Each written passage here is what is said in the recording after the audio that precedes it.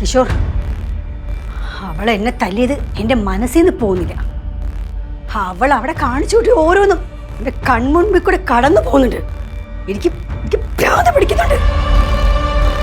മായേ, കഴിഞ്ഞത് കഴിഞ്ഞു. വെറുതെ ഓരോന്ന് ആലോചിച്ചു കൂടണ്ട. നീ ആവണിയോട് ഒരു തെറ്റി, അതിന് നീ ക്ഷമ പറഞ്ഞു. ഇപ്പൊ ആവണി നിന്നോട് വലിയൊരു തെറ്റി. അത് ക്ഷമ പറഞ്ഞാൽ തീരാവുന്ന കാര്യമല്ലോ. ഞാൻ ചെയ്ത തെറ്റ് അവളോട് ഏറ്റു പറഞ്ഞപ്പോ അവൾ എന്നോട് ക്ഷമിച്ചോ? ഇല്ലല്ലോ. ഇനി അവൾ എന്റെ കൺമുമ്പിൽ വരുമെന്ന് കിഷോർ തോന്നുന്നുണ്ടോ? ഇല്ല, വരില്ല. അവള് വരില്ല.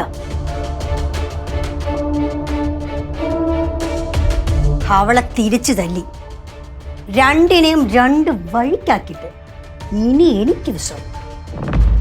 അങ്ങനെയാണ് നിനക്കിനി വിശ്രമിക്കാൻ ടൈം ഉണ്ടാവില്ല. ഓ, നീ ഇവിടൊക്കെ ഉണ്ടായിരുന്നോ? മായേ, മിണ്ടരുത്, ഒരക്ഷരം മിണ്ടരുത്. നീ പറഞ്ഞിട്ടല്ലടാ ഞാൻ അവളോട് ക്ഷമ ചോദിക്കാൻ വേണ്ടി പോയത്.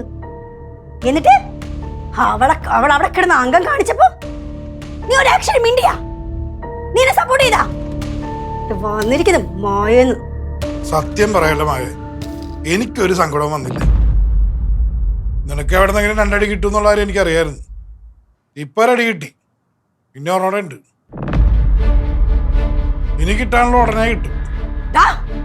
നീ നോക്കിക്കോ, നിന്റെ ഭാര്യക്ക് ഇനി സമാധാനം കിട്ടില്ല. സമാധാനം കിട്ടില്ല, അത് ഞാൻ സമ്മതിക്കില്ല. കുഞ്ഞമ്മയെ തല്ലി എന്നുള്ള ചീത്തപ്പേര് എനിക്ക് ഉണ്ടാക്കി വെക്കരുത്.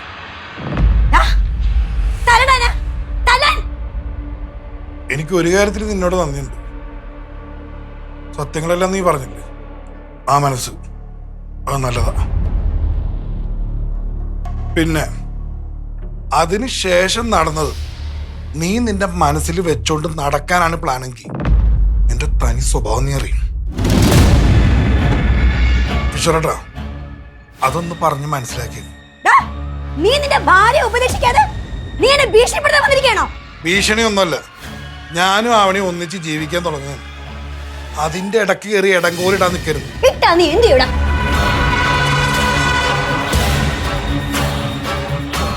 അങ്ങനെ ചെയ്താ നിന്നെ പിന്നെ എന്തൊക്കെ ചെയ്യുമെന്ന് എനിക്ക് പറയാൻ പറ്റില്ല.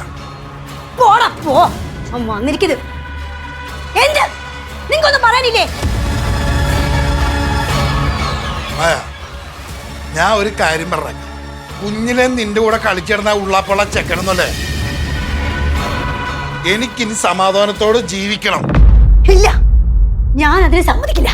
അപ്പൊ നീ മേടിക്കും, കാര്യമായിട്ട് തന്നെ നീ മേടിച്ചു കൂട്ടും. അതും കൂടെ പറയാനും ഞാൻ ഇങ്ങോട്ട് വന്നേ.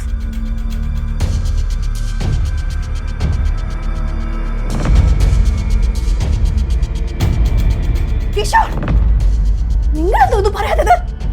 ഞാൻ അവനെ വേണ്ടിട്ടല്ലേ അവളുടെ മുമ്പിൽ പോയിട്ട്.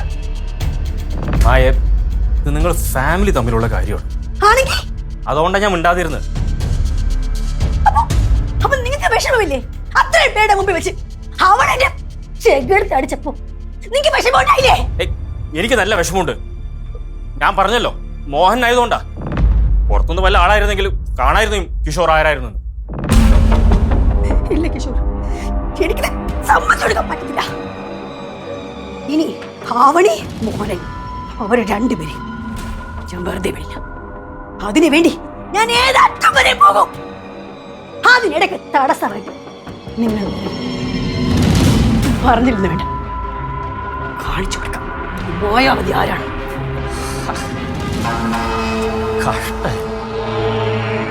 കഴിഞ്ഞു വിചാരിക്കുമ്പോ ഒന്നേന്ന് തുടങ്ങാം.